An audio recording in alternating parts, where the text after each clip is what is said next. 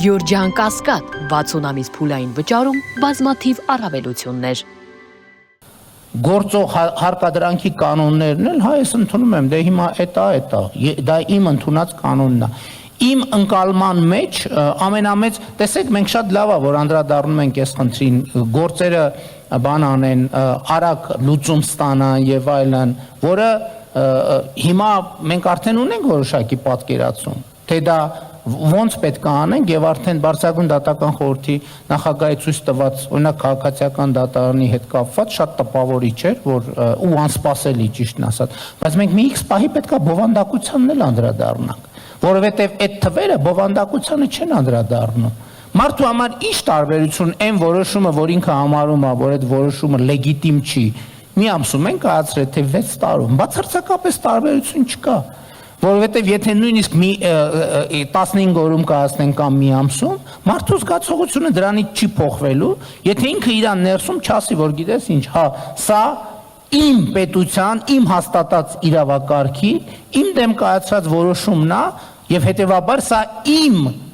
կայացրած որոշումն է իմ դեմ, որովհետև ես ինքս ինձ սահմանափակում եմ, որովհետև եթե մենք ամեն մեկս մեզ չսահմանափակի, երկրում քաոս կսկսվի եւ պետությունը ընդհանրապես կվերանա։ Եվ ֆունդամենտալ այս հարցերը կա եւ մեր իրականության մեջ եթե սխալվում եմ, խնդրում եմ ուղղեն, այս հարցերի պատասխան չկա եւ անդրադարձ չկա։ Ընդ որում ես դա էլ եմ հասկանում, որովհետեւ մեզ թվացել է, որ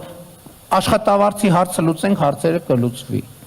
Որովհետեւ այն պահին, երբ որ աշխատավարձի հարցը լուծվել, պիտի լուծվեր, մտածում ենք, որ այդ է պրոբլեմը, բայց այդ լուծում ես տենում ես, հա, ինչ որ մի խնդիր լուծվեց, բայց ուրիշ խնդիրի հայտ եկավ, ժամկետի հարցը լուծենք, հարցը կլուծվի, այն մյուս հարցը լուծենք, հարցը կլուծվի, բայց տեն չի, նմանթատ նոր հարցեր են գալիս եւ այդ նոր հարցերին անդրադառնալու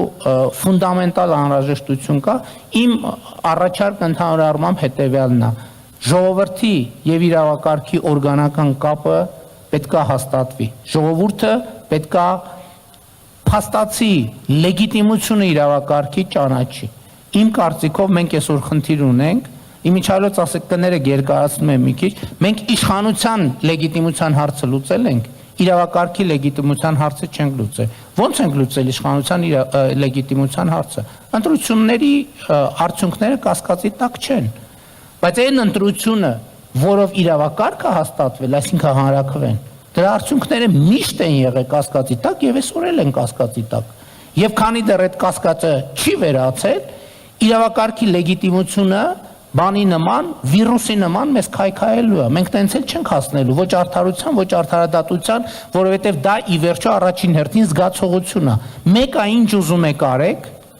դա առաջին հերթին զգացողություն է։ Մարդը քաղաքացին մենք բոլորս պիտի ունենանք այդ զգացողությունը, իսկ մենք չունենք այդ զգացողությունը, ես չգիտեմ, եթե ներկաները ունեն բոլոր այդ զգացողությունը, բայց ես համոզված եմ, որ Հայաստանում մեծամասնությունը, ընդ որում սովորաբար տենց է, իշխանությունն ասում է, չէ, մեր երկիրը ամենաարդար երկիրն է,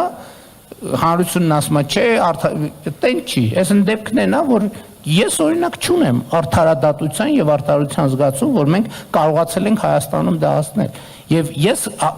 իմ գոնե այս փուլի եզրակացությունը, որը քննարկման արդյունքում կարող է եւ փոխվի, այնա որ մենք լեգիտիմության խնդիր ունենք, մենք ընդհանուր առմամբ իրավակարգի լեգիտիմության խնդիր ունենք։ Այն կարմիր լույսը, որ վառում է մեր փողոցներում, այդ կարմիր լույսը իր լեգիտիմության խնդիր ունի, որովհետեւ պարզ չիսկով է որոշել, որ այդ կարմիր լույսը հենց տենց պետք է վառի։ Որոշման մի հատ աղբյուր կա, ժողովուրդը չի համարում, որ ինքը դա որոշել է։ Ես պարզացնում եմ, որպեսզի ասելիքս ավելի բան լինի, չգիտեմ ինչքանով ձեր հարցին պատասխանեցի, բայց ես էս էի ուզում ասել բոլոր դեպքերում անկախ հարցից։